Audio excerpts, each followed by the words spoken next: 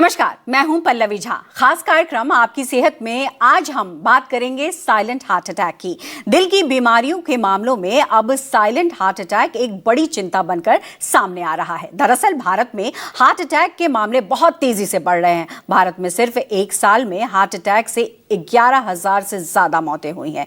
यह heart attack बिना किसी बड़े लक्षण के होता है, इसीलिए लोग इसे अक्सर गैस, थकान या सामान्य कमजोरी समझकर अनदेखा कर देते हैं। इस बीमारी की सबसे खतरनाक बात यह है कि समय पर इलाज ना मिले तो मौत का खतरा 3 गुना बढ़ जाता है। इसकी प्रमुख वजह तनाव, धूम्रपान, असंतुलित खानपान, शुगर और ब्लड प्रेशर की अनदेखी हो सकती है। साइलेंट हार्ट अटैक के विषय पर बात करने के लिए आज हमारे साथ देश के जाने माने डॉक्टर्स मौजूद हैं। डॉक्टर राकेश यादव जो कि प्रोफेसर हैं और कार्डियोलॉजी डिपार्टमेंट में हैं और एम्स दिल्ली से हैं। साथ ही साथ डॉक्टर वरुण बंसल जो कि कार्डियक सर्जन हैं, अपोलो हॉस्पिटल से हमारे साथ जुड़े हैं। और साथ ही डॉक्टर एएस मल्ही जो कि department of cardiovascular radio diagnosis से एम्स दिल्ली से हमारे साथ जुड़ रहे हैं। तो सबसे बड़ी बात यहाँ पर यह है कि चूंकि दिल की बात है और अगर आपका दिल कमजोर होता है या दिल में कोई दिक्कत होती है तो जाहिर तौर पर ये आपके लिए खतरनाक हो जाता है। तो सवाल यही कि आखिर देश में ऐसे दिल के मरीज क्यों बढ़ रहे हैं। और एक तो आंकड़ा कहता है कि जिस तरीके से शहरी क्षेत्र में जो दिल की बीमारी है वो बढ़ रही है, उसी तरीके से ग्रामीण इलाकों में भी दिल की बीमारी बढ़ रही है। तो आइए रुख करते हैं हम अपने डॉक्टर्स का। इस वक्त हमारे साथ डॉक्टर वरुण बंसल और डॉक्टर मल्ही हमारे साथ जुड़ गए हैं। आइए सीधे उनका रुख करते हैं।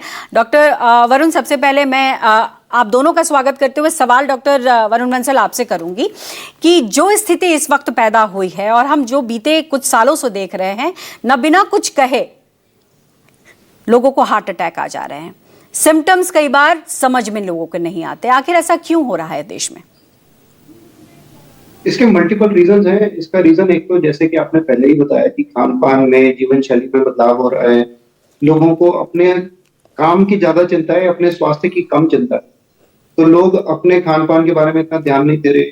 दूसरा, एक कोविड के बाद, कोरोना वायरस इन्फेक्शन के बाद भी एक पॉजिटिव कोरिलेशन पाया गया है हार्ट प्रॉब्लम्स और कोविड इन्फेक्शन में। इसकी वजह से जो हमारी बॉडी के अंदर जो वेसल्स हैं वो थोड़ी हाइपर सेंसिटिव हैं, सब क्लिनिकल इन्फ्लेमेशन चल रहा है। तो इसीलिए पहले जो ब्लॉकेज हुआ करती थी 20-30%, वो एकदम से तेजी से बढ़ जाता है। किसी को भी हार्ट प्रॉब्लम अगर पहले है जिसमें कि ब्लॉकेज बहुत ज्यादा सिग्निफिकेंट नहीं है, सिग्निफिकेंट ब्लॉकेज हम 70% से ज्यादा को मानते हैं, तो उनको सिम्टम्स नहीं होते हैं। रोजमर्रा की जिंदगी में उनको कोई तकलीफ नहीं होगी, चाहे वो तेज चलना हो, दौड़ना हो, रूटीन एक्टिविटीज में उनको कोई प्रॉब्लम नहीं। बट ये जो 60-70% से एकदम से 90% या 100% एकदम से क्लॉट हो जाती है, उससे सडन हार्ट अटैक्स आते हैं। तो पहले सिम्टम ना होना पर सब क्लिनिकल इन्फ्लेमेशन, यानी कि कोविड के बाद जो थोड़ी थोड़ी वायरल इलनेसेस बार बार चल रही है, प्लस जो लाइफस्टाइल फैक्टर्स हैं, सारी चीजों का एक कंबाइंड इफेक्ट है जिसकी वजह से जो पहले किसी को हार्ट प्रॉब्लम नहीं है और एकदम से सामने आती है, जो एक मेजर हार्ट अटैक की तरह से आती है, इसकी वजह से जान को खतरा बन जाता है। ओके, जाहिर तौर पर आपने बहुत सारी इंपॉर्टेंट बातें कही हैं और ऐसे में डॉक्टर मल्ही मैं आपका रुख करना चाहूँगी। जैसा उन्होंने बताया कि बहुत सारे कारण हैं जिसकी वजह से इस तरीके के केसेस में इजाफा हुआ है, लेकिन एक बड़ा प्रश्न है, देश में डायबिटीज़ भी बहुत तेज़ी से बढ़ा। क्या डायबिटीज़ के कारण भी हार्ट अटैक के केसेस में इजाफा हुआ है? एब्सोल्युटली। देखो, इंडिया अब एक डायबिटीज की एपिडेमिक की तरफ बढ़ रहा है। आने वाले टाइम में millions of people will suffer from diabetes अगर हमने अच्छे से रोकथाम नहीं किया, अपना डाइट ठीक नहीं किया, सेडेंटरी लाइफस्टाइल ठीक नहीं किया। यस, जो डायबिटीज एक रिस्क फैक्टर है, एक फैमिली हिस्ट्री अगर किसी को डायबिटीज की है तो उसको काफी परसेंटेज बढ़ जाती है जिसमें उसको हार्ट की दिक्कत बढ़ जाती है, जिसके कारण हार्ट अटैक हो सकता है और काफी उसको दिक्कतों का सामना करना पड़ता है। Yes, diabetes is one of the risk factor for causing heart attacks. बिल्कुल। और ऐसे में एक बार डॉक्टर बंसल, एक बार फिर से आपका रुख करूंगी और मैं यहाँ बहुत ही एक जो कॉमन प्रश्न होता है कि कई बार आपको सीने में दर्द नहीं हुआ लेकिन आपके बाजू में दर्द हो रहा है, आपको गैस हो रहा है, तो क्या उस व्यक्ति को तुरंत अपने हार्ट का जांच करा लेना चाहिए या फिर वेट करना चाहिए? हार्ट के साथ प्रॉब्लम यही है कि उसके क्लियर कट सिम्टम्स नहीं है। गुम दर्द होता है, कभी वो छाती में दर्द हो, कभी कंधे में, कभी जॉ में, कभी पेशेंट को दर्द नहीं होता है, सिर्फ छाती में भारीपन होता है और सांस फूलता है। तो मेडिकल साइंस में अगर किसी पेशेंट को ऐसा लग रहा है कि उसको हार्ट की प्रॉब्लम नहीं है, उसको लग रहा है सिर्फ गैस की प्रॉब्लम है या सिर्फ कंधे में दर्द है, तो भी ये बहुत जरूरी है कि वो उसको नजरअंदाज ना करे। कुछ बेसिक टेस्ट जो होते हैं, स्क्रीनिंग टेस्ट जिनको बोलते हैं, जिसमें कि एकोकार्डियोग्राफी होता है, टीएमटी होता है, स्ट्रेस टेस्ट होते हैं, या फिर बेसिक ओपीडी टेस्ट हैं जिनमें सीटी एंजियोग्राफी भी अवेलेबल है आजकल तो बहुत जगह पे, वो पेशेंट को जरूर करा लेने चाहिए। क्योंकि अगर हम समझे कि 100 लोगों के टेस्ट किए और उनमें से एक मरीज को भी हार्ट प्रॉब्लम थी जो कि हम नहीं पहचान पाए और उसकी जान को खतरा बन गया, तो क्या चीज बेहतर होगी? 100 लोगों के टेस्ट करके हम उस मरीज को जान बचा पाए या फिर हम कोई टेस्ट ही ना दें। इसलिए बहुत जरूरी है, किसी को प्रॉब्लम है तो वो अपने नजदीकी डॉक्टर से सलाह करें, उनके बारे में और जान के और टेस्ट करें और फिर स्पेशलिस्ट से सलाह करके उसका इलाज भी करें। ओके एक और मैं प्रश्न करना चाहूंगी कि हार्ट से जुड़ा एक टर्म है जिसको हम कहते हैं एंजीनिया, ये क्या टर्म है और आम भाषा में अगर मरीज को समझना है तो क्या होता है ये? डॉक्टर मल्ही, क्या दोबारा सवाल पूछे? मेरा ये सवाल है कि हार्ट से रिलेटेड एक टर्म होता है एंजीनिया, जो एक दर्द होता है एक तरीके का, तो मैं ये आज आपसे समझना चाहूंगी ताकि हमारे दर्शक समझें कि ये क्या टर्म है और इसे समझना क्यों जरूरी है। बहुत बढ़िया प्रश्न पूछा आपने। एंजाइना मींस कॉर्नरी एंजाइना में जब हार्ट अटैक आता है तो एक बड़ी कंस्ट्रक्टिंग पेन होती है हार्ट के अलोंग, वो जो रेडिएट करती है लेफ्ट आर्म में भी, जैसे डॉक्टर साहब ने बताया कि लेफ्ट आर्म में रेडिएट करती है। और ये एक तो ये सिम्टम्स हैं, एक तो इसको कहते हैं एंजाइना, जो पेन, इसको कहते हैं कि पेन बहुत severe pain, constructing pain heart के एरिया पे होती है और साथ में रेडिएट कर सकती है लेफ्ट आर्म में और जॉ में रेडिएट कर सकती है, आप एब्डोमेन की तरफ रेडिएट कर सकती है, नेक की तरफ रेडिएट कर सकती है। सो ये एक एंजाइना पेन है, पेन का नाम दिया गया है जिसको हार्ट अटैक ही कहते हैं। तो आपको ये समझना पड़ेगा, दो चीजें होती हैं इसका डिफरेंशियल, मोस्ट कॉमन डिफरेंशियल होता है एसिड पेप्टिक डिजीज, बिल्कुल इसोफेगस भी हमारी उसके पास ही होती है। तो कई बार जो लोग कहते हैं कि हमारे को इंडाइजेशन हो रहा है और साथ साथ में एक जगह पे, सिर्फ एक जगह पे पेन हो रहा है, अगर छाती की तरफ कहता है, दो सिम्टम्स होते हैं, जहां तो उसको हार्ट अटैक आ रहा है और जहां उसको एसिड पेप्टिक डिजीज है, जो आजकल बहुत कॉमन है कि एसिडिटी जिसको कहते हैं, लेमन टर्म में बोले जाए तो एसिडिटी कहते हैं। तो दोनों के सिम्टम लगभग सेम है, बट उसमें हार्ट अटैक में बहुत कंस्ट्रक्टिंग सीवियर पेन होती है और साथ में रेडिएट करते हैं, जैसे पहले बताया। तो हमको डिफरेंशिएट करना पड़ेगा पेशेंट को, अगर अलार्मिंग सिम्टम आ रहे हैं, अगर उसको इंडाइजेशन भी हो रही है, साथ में ब्रेथलेस, सांस फूल रहा है, उसमें ऐड ऑन होता है कि सांस फूलता है आपको, और उसके बाद आपको ये देखा गया कि कई बार आपको खाने की भी प्रक्रिया लेट हो जाती है। तो मतलब उसमें आपको दो तीन चीजें हैं जिसमें आप डिफरेंशिएट कर सकते हो, ये एसिड पेप्टिक डिजीज एसिडिटी है, एक हार्ट अटैक है। जैसे मैंने बताया कि हार्ट में सीवियर पेन होगा, उसमें इंडाइजेशन की प्रॉब्लम दोनों में रह सकती है, बट हाँ सीवियर पेन और रेडिएट टू द आर्म और टू द नेक और टू द एब्डोमेन, ये सिम्टम्स हार्ट अटैक वाले। अच्छा डॉक्टर मल्ही, एक सवाल मेरा और भी है। अमूमन अब देखा जा रहा है कि जो यंगर जनरेशन है उसमें भी हार्ट की समस्या दिख रही है, लेकिन होता क्या है कि अगर आप बेसिक टेस्ट कराते हैं, जैसे आपने इको, ईसीजी, टीएमटी, जो बेसिक टेस्ट है वो आपने कराया, एक्सरे कराया, बावजूद उसमें आपके कोई भी सिम्टम्स नहीं दिखते हैं और वो नॉर्मल आते हैं रिपोर्ट्स, एंड देन सडनली कुछ महीनों के बाद हार्ट अटैक आ जाता है। तो ऐसे में इन टेस्ट को लेकर के आप क्या कहेंगे? क्या इसकी वैधता है या फिर अब जो है जिस तरीके से पॉपुलेशन है उसमें कुछ और टेस्ट होने जरूरी हो गए हैं?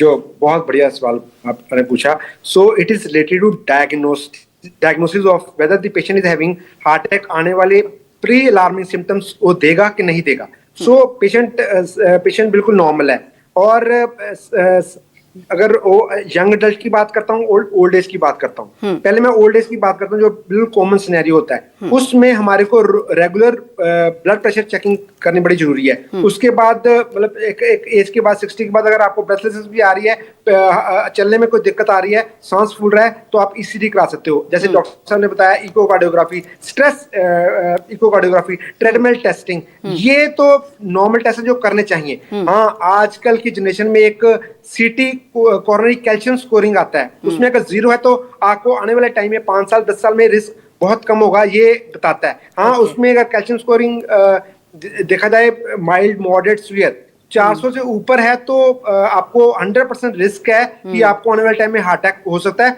और वो आपको एक विंडो देता है कि आप इन्वेजिव कॉर्नरी एंजियोग्राफी भी की जाए, जिसके कारण आप, अगर उसको एंजियोप्लास्टी की जरूरत है, स्टेंटिंग की जरूरत है, तो वो कराई जा सके। हाँ, और साथ में एक CT coronary angiogram non invasive test भी है, जिसमें हम बता सकते हैं कि अगर 20% स्टेनोसिस है, 25% है, 40% है, 50% है, 50 to 70% है और मोर देन 70% है। तो ये स्टेनोसिस का लेवल हम सीटी कोरोनरी एंजियोग्राम से भी बता सकते हैं कि आने वाले टाइम में उसको प्रॉब्लम आ सकती है। हाँ, अब आई यंग पेशेंट्स की, ये तो ही ओल्ड यंग में हार्ट अटैक आने के आजकल कारण बहुत बढ़ चुके हैं। देखो, लाइफस्टाइल हमारी बिल्कुल ही धराशायी हो चुकी है, सेडेंटरी लाइफस्टाइल हम जी रहे हैं, स्मोकिंग कर रहे हैं, रेव पार्टीज अटेंड कर रहे हैं, उसमें कोकेन मतलब हर तरह का नशा उसमें किया जा रहा है, वह डायबिटीज चेकअप नहीं कर पा रहे, ओबेसिटी लेवल इतना बढ़ चुका है, मतलब घर पे पहले आउटडोर गेम्स होती थी, आजकल इंडोर गेम्स करते हैं, पिज्जाज, पास्ताज, जितने भी जंक फूड है हम खा रहे हैं। जब तक हम, जो पहला जमाना कुछ और था, ग्रीन लीफी वेजिटेबल्स चलते थे, आपको 10-10 किलोमीटर चलते थे आप, इवन अच्छी मात्रा में आप घी भी कंज्यूम करते थे, तब भी आपको कोई प्रॉब्लम नहीं आती थी, क्योंकि आप इतनी ज्यादा एक्सरसाइज कर पा रहे थे, आप चलते थे। आप अभी तो टेबल एंड इसमें कोई दो राय नहीं है डॉक्टर की सेडेंट्री लाइफस्टाइल, डाइट और बहुत सारी बीमारियों की वजह से यह खतरा बढ़ा है। और ऐसे में डॉक्टर वरुण बंसल, मैं एक बार फिर से आपका रुख करूंगी। जिस तरीके से डॉक्टर मल्ही ने बताया कि कौन सा टेस्ट और किस तरीके के टेस्ट अब हमारे पॉपुलेशन के लिए जरूरी है, तो मैं आपसे ये समझना चाहूंगी कि मान लीजिए किसी व्यक्ति को, किसी मरीज को परेशानी हार्ट की होती है, कई बार स्टंटिंग करने से भी वो ठीक हो जाता है, लेकिन बहुत सारे केस में बाईपास सर्जरी भी करना होता है। ऐसे में सबसे कारगर अगर मैं इलाज कहूं सर्जरी के माध्यम से, तो वो कौन सा है? ऑपरेशन भी आजकल बहुत सारे तरीके से होने लगे हैं। जैसे बाईपास सर्जरी की अगर हम बात करें, तो ट्रेडिशनली जो बाईपास सर्जरी की जाती थी आज से कई दशक पहले, वो छाती खोल के की जाती थी, छाती की हड्डी बीच में से काटी जाती थी, छाती के अंदर से और पैरों से नस ली जाती थी। बट अभी रिसेंट टाइम्स में करीब एक दशक से रोबोटिक सर्जरी काफी प्रेवलेंट हो गई है। रोबोटिक सर्जरी में पूरा हार्ट ऑपरेशन, चाहे वो बाईपास ऑपरेशन हो, कोई भी वाल्व ऑपरेशन हो, दिल के छेद का ऑपरेशन, ये सारी ऑपरेशन बिना छाती की हड्डी काटे किया जा सकता है। ये सिर्फ एडवांस सेंटर्स में अभी अवेलेबल है, जिसमें ऑपरेशन में छाती की पसलियों के बीच में से छेद किए जाते हैं, अंदर से ही आर्टरीज दी जाती हैं और पूरा बाईपास ऑपरेशन किया जा सकता है, चाहे वो 1, 2, 3। तो इन दोनों में फर्क क्या है डॉक्टर? क्या दर्द जो पेशेंट को होता है वो कम होता है? जैसे आपने एक हड्डी की बात की जिसे मुझे लगता है स्टर्नम कहते हैं, उसको शायद काटी जाती है, और उसके बाद अगर रोबोटिक सर्जरी होती है तो क्या उसमें नहीं काटा जाता है? बिल्कुल। तो रोबोटिक सर्जरी का फायदा यही है कि उसमें स्टर्नम काटी नहीं जाती है, पैरों में कोई कट नहीं होते हैं, हाथ में कोई कट नहीं होता है, छाती के अंदर से दोनों नसें, जिनको इंटरनल थोरेसिक आर्टरी बोला जाता है, वो दोनों को लेके ही पूरा नस बाईपास किया जाता है।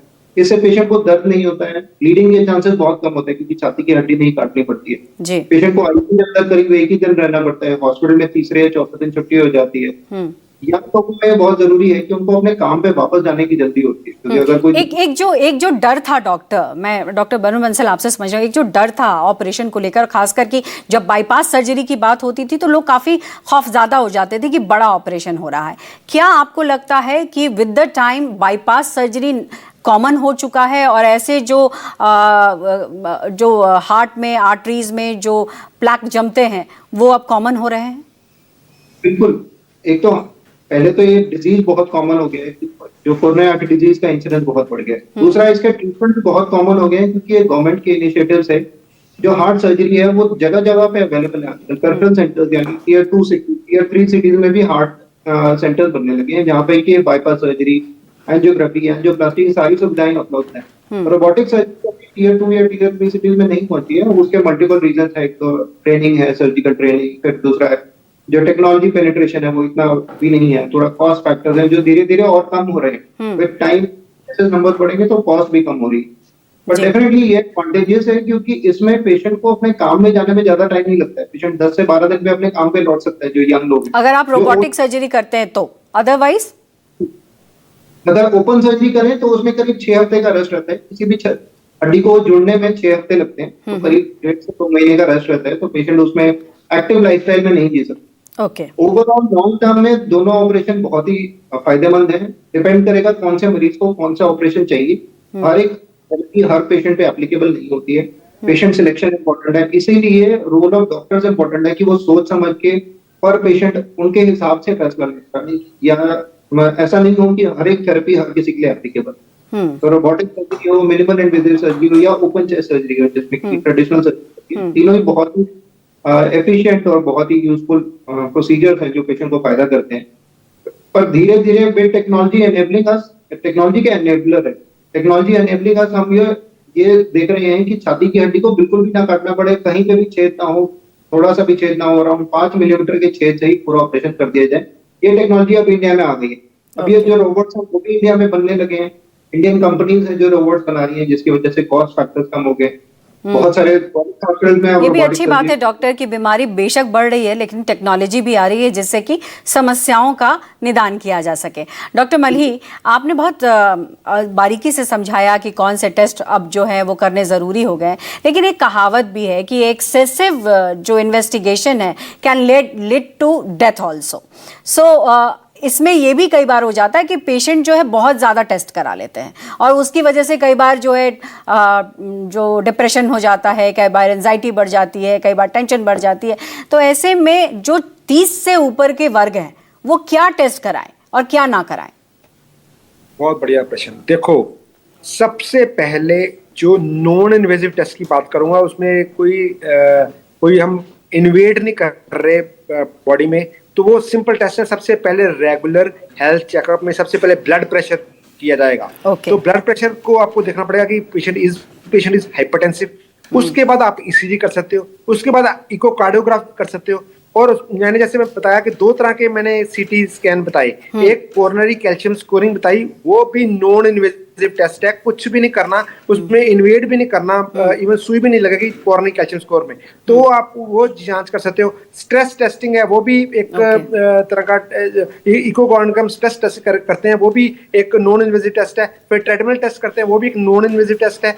हाँ, सीटी कोरोनरी एंजियोग्राफ 2 तरह का होता है। एक सीटी में अब हम कंट्रास्ट इंजेक्ट करते हैं, वो एक पिन होल हमने एक जिसमें कंट्रास्ट इंजेक्ट करके सीटी की इमेजेस ले लेते हैं। हाँ, कि इन्वेजिव होता है वो, उसमें क्या कहते हैं, उसमें फेमोरल आर्टरी से एक हम पंचर करके फिर हम उसका सारा कुछ जांच करते हैं हार्ट की। तो जितने टेस्ट बताए 90 to 95% टेस्ट सारे नॉन इन्वेजिव टेस्ट हैं, जिसमें पेशेंट को कोई खतरा नहीं होता, बट हाँ, जान बचने में उसकी बहुत प्रॉब्लम, मतलब उसका समाधान हो जाता है। ओके डॉक्टर बंसल, आपसे अब समझना चाहूंगी कि अब क्या उम्र तय होनी चाहिए जिसमें आपको हार्ट चेकअप जरूरी है, मैंडेटरी है, क्योंकि बीते सालों में जिस तरीके से आंकड़े आए हैं वो चौंकाने वाले हैं।